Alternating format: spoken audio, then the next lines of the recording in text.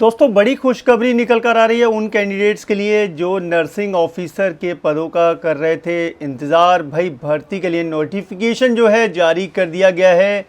आपको इस वीडियो में पूरा डिटेल से नोटिफिकेशन समझाने वाला हूँ।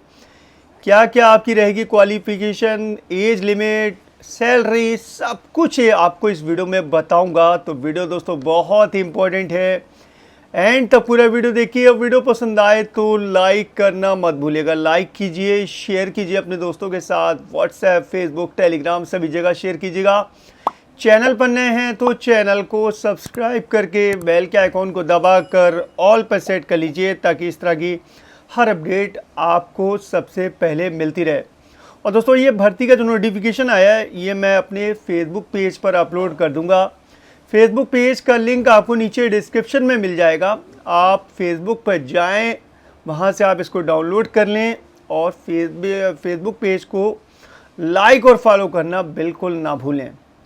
चलिए दोस्तों अब हम लोग चलते हैं सीधे नोटिफिकेशन की तरफ और जान लेते हैं। वीडियो थोड़ा सा बड़ा होने वाला है क्योंकि आपको एक एक पॉइंट सब क्लियर कर दूंगा, तो वीडियो को एंड तक देखिएगा। अगर आप इन भर्तियों पर अप्लाई करने वाले हैं तो वीडियो को एंड तक देखिएगा ताकि कोई भी पॉइंट आपसे मिस ना हो पाए।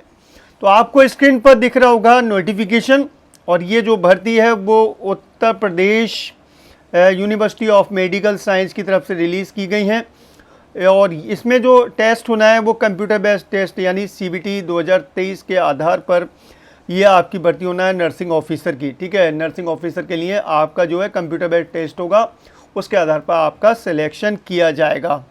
Online application is invited for the online computer based CBT test यानी कि 2023 for the requirement of nursing officer at level 7 के लिए। इन द पे मैट्रिक्स दे रखा है 44,900 रुपये से लेकर 1,42,400 रुपये।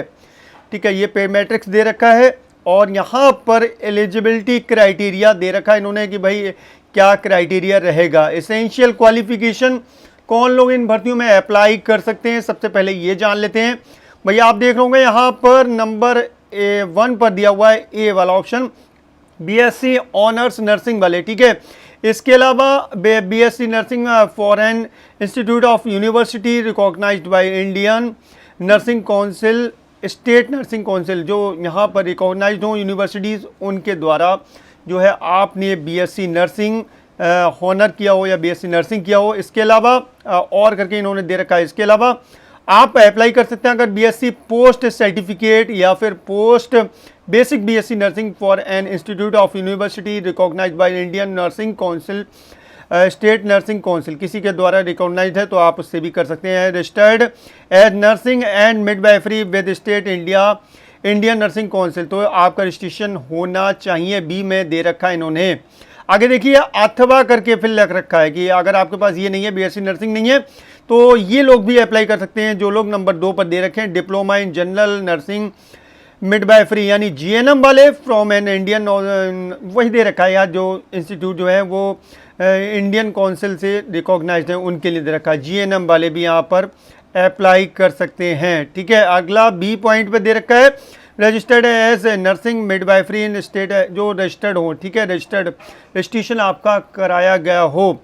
इसके अलावा नंबर C पे दे रखा है 2 year experience and minimum 50 bed hospital, आपने 50 बेड के हॉस्पिटल में 2 साल का एक्सपीरियंस लिया हो। ठीक है, ये दे रखी है इन्होंने यहाँ पर जो क्वालिफिकेशन है वो दे रखा है। रिमार्क दे रखा है। ठीक है, रिमार्क जो 2 ईयर का यहाँ पर मांगा गया आपका एक्सपीरियंस, उसके बारे में रिमार्क दे रखा है।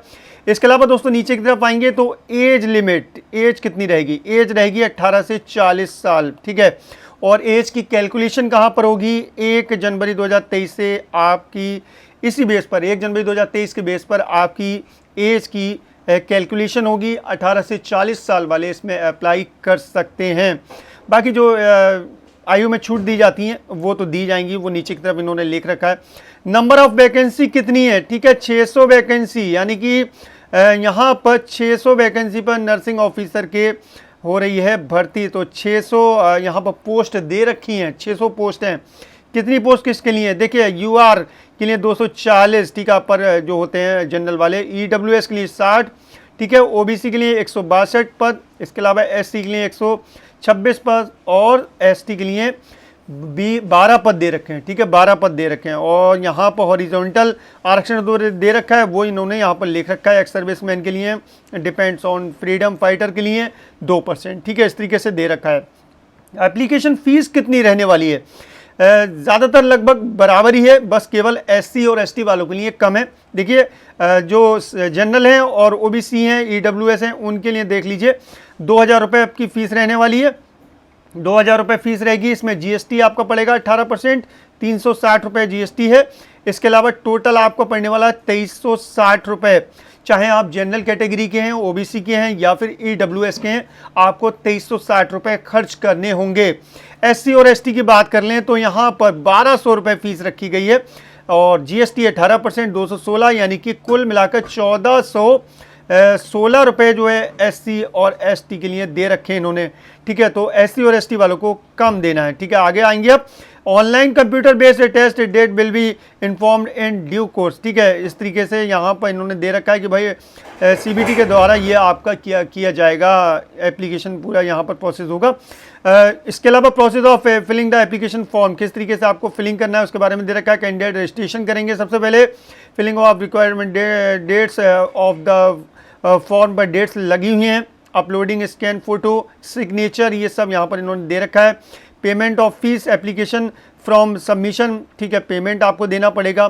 Print out of field application form, तो एप्लीकेशन फॉर्म का प्रिंट आउट बाद में करा लेंगे जब आप यहाँ पर जो है एप्लीकेशन भर लेंगे, ठीक है। उसके अलावा जनरल कंडीशन के बारे में दे रखा है इन्होंने कि भाई आप जो है जनरल कंडीशन किस तरीके से दे रखा है इन्होंने, देखिए द ऑनलाइन मोड पर आपको एप्लीकेशन करना होगा, ऑनलाइन मोड से, ठीक है, ऑफलाइन नहीं हो, ऑनलाइन मोड से आपको यहाँ पर एप्लीकेशन फिल करना है, ठीक है, ऑनलाइन तरीके से। इसमें दे रखा है इन्होंने कि आप इस वेबसाइट पर जा सकते हैं, www.upums.ac.in पर जा सकते हैं, ठीक है, इस तरह जा सकते हैं। और यहाँ पर इन्होंने दे रखा है कि भाई स्टार्ट कब से हो रहा है, 19 मई 2023 से स्टार्ट हो चुका है और 8 जून 2023 तक चलेगा, ठीक है, जो रात के 12 बजे तक चलेगा, रात के 12 बजे तक, ठीक है। 8 जून 2023 जो है लास्ट डेट है, ये इस तारीख तक आपको फॉर्म भर देना है। स्टार्ट हो चुका है, 19 मई से स्टार्ट हो चुकी है, ठीक है। इसका आप नीचे की तरफ आएंगे, यहाँ पर इन्होंने और दे रखा है कि भाई के फॉर्म भरते वक्त आपको क्या क्या ध्यान रखना है, किन की चीज़ों का ध्यान रखना है। एज रिलैक्सेशन के बारे में दे रखा है, भाई वो आपको पता है एससी और एसटी और ओबीसी के लिए एज रिलैक्सेशन कितना होता है वो बताने की ज़रूरत नहीं है। एज की कैलकुलेशन जो है वो 1 जनवरी 2023 के आधार पर की जाएगी। इसके अलावा डॉक्यूमेंट्स रिक्वायर्ड आर, तो डॉक्यूमेंट्स की बहुत रहती है कि भाई हमारे कैंडिडेट्स को कि डॉक्यूमेंट्स सर कौन कौन से लगेंगे। देखिए latest scan passport size coloured photograph of the candidate, तो स्कैन कराना आपको पासपोर्ट साइज लेटेस्ट फोटोग्राफ, ठीक है, अभी का बिल्कुल। इसके अलावा scan signature of the candidate, आपके कैंडिडेट्स के जो सिग्नेचर हैं वो स्कैन किए जाएंगे। इसके अलावा certificate showing the date of birth, date of birth के आधार पर आपका जो बर्थ सर्टिफिकेट है वो आप शो करा सकते हैं यहाँ पर, ठीक है। तो इसके अलावा कास्ट सर्टिफिकेट, आपकी जो जाति प्रमाण पत्र है वो आपका, ठीक है, जाति प्रमाण पत्र आपको देना है। एससी एसटी ओबीसी ईडब्ल्यूएस की कैटेगरी में जो आते हैं उनको अपना अपना कैटेगरी, ठीक है। इसके अलावा यहाँ पर नंबर 5 पर डिसेबिलिटी सर्टिफिकेट, कोई डिसेबिलिटी है तो उसका सर्टिफिकेट आप लगा सकते हैं, ठीक है। Education qualification certificate and marksheet, high school की मार्कशीट रहेगी यहाँ पर, ठीक, ध्यान रखिएगा। फिर आप लोग बार बार मुझसे कमेंट करके पूछें सर डॉक्यूमेंट्स क्या लगेंगे, तो ये ध्यान रखिएगा। हाई स्कूल की मार्कशीट, इंटरमीडिएट की मार्कशीट, इसके अलावा प्रोफेशनल क्वालिफिकेशन जो आपने किया हो, ठीक है, चाहे बीएससी नर्सिंग किया है या फिर आपने जीएनएम किया है, उन सभी के सर्टिफिकेट की कॉपी लगेगी, अपलोड की जाएगी, ठीक है। इंडियन नर्सिंग काउंसिल और state nursing council registration certificate, आपका जो रजिस्ट्रेशन है उसका सर्टिफिकेट लगेगा, तो बिना रजिस्ट्रेशन वाले इसमें अप्लाई नहीं करेंगे, ये ध्यान रखिएगा। रजिस्ट्रेशन सर्टिफिकेट होना बहुत ज़रूरी है, क्लियर कर दिया गया है, ठीक है। आगे देखिए नंबर 8 पे एक्सपीरियंस सर्टिफिकेट, अगर आपके पास है एक्सपीरियंस सर्टिफिकेट तो एक्सपीरियंस सर्टिफिकेट भी लगाना पड़ेगा। Any other certificate as required to submit, और भी अगर कोई सर्टिफिकेट है तो वो आप सबमिट यहाँ पर कर सकते हैं, ठीक है। और यहाँ पर आप नीचे की तरफ आएंगे तो आपको स्कीम ऑफ एग्जामिनेशन दिख जाएगी। The duration of test shall be 3 घंटे का 180 मिनट का आपका एग्जाम होगा, ठीक है। इसमें 200 मल्टीपल चॉइस क्वेश्चन होंगे, 200, ठीक है, 600 मार्क्स के होंगे, ठीक है, यानी कि 200 मल्टीपल चॉइस हैं तो 600 है तो 3 नंबर का होगा। ईच इंग्लिश एंड हिंदी दोनों लैंग्वेज में ले सकते हैं आप, अगर हिंदी में देना चाहते हैं तो हिंदी में एग्जाम दे सकते हैं, नहीं तो इंग्लिश में भी दे सकते हैं, कोई दिक्कत नहीं। 170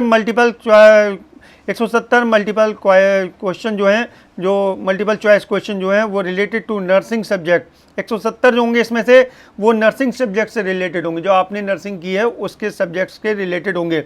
और 30 क्वेश्चन जो हैं वो जनरल इंग्लिश से होंगे, ठीक है, जनरल नॉलेज से होंगे, करंट अफेयर से होंगे और रीजनिंग से होंगे और मैथमेटिक्स से होंगे, 30 नंबर के, ठीक है।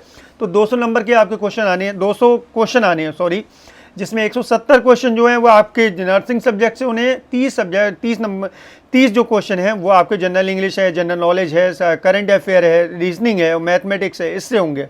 इसके अलावा दोस्तों नीचे सी पर आइए, there will be negative marking, negative marking रहेगी 1/3 मार्क्स, ठीक है।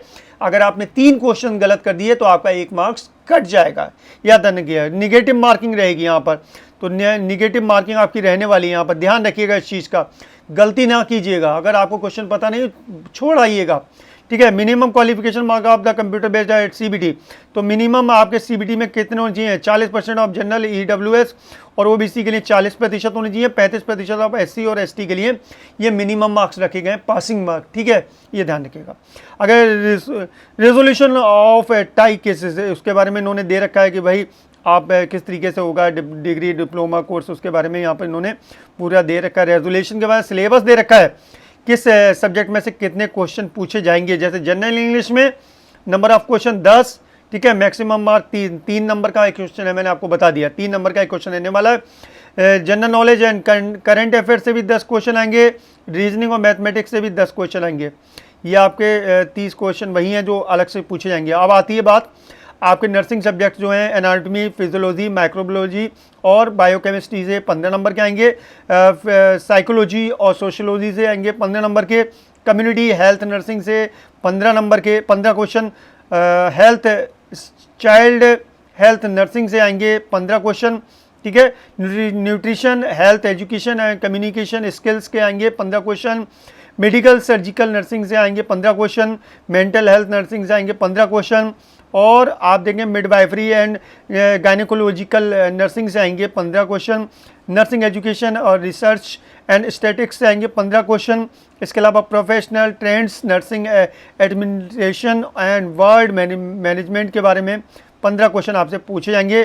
Fundamental of nursing and first aid के लिए 20 क्वेश्चन पूछे जाएंगे।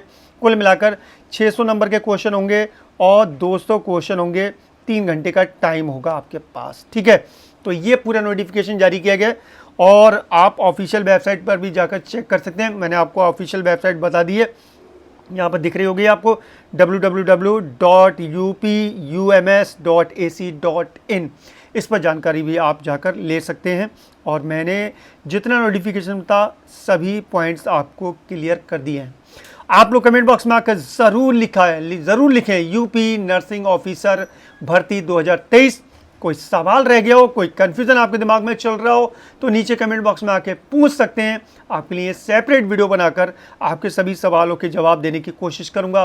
वीडियो कैसा लगा मुझे बताइए, वीडियो पसंद आया हो तो लाइक करें, बहुत मेहनत लगी यार वीडियो बनाने में, तो वीडियो को लाइक करें, शेयर करें अपने दोस्तों के साथ, व्हाट्सएप, फेसबुक, टेलीग्राम सभी जगह शेयर करें। चैनल पर नए हैं तो चैनल को सब्सक्राइब करके बेल के आइकॉन को दबाकर ऑल पर सेट कर लीजिए ताकि इस तरह की हर अपडेट आपको सबसे पहले मिलती रहे। चलिए दोस्तों चलता हूँ, अपना ख्याल रखिए, परिवार का ख्याल रखिए, फिर मुलाकात होगी। Thank you.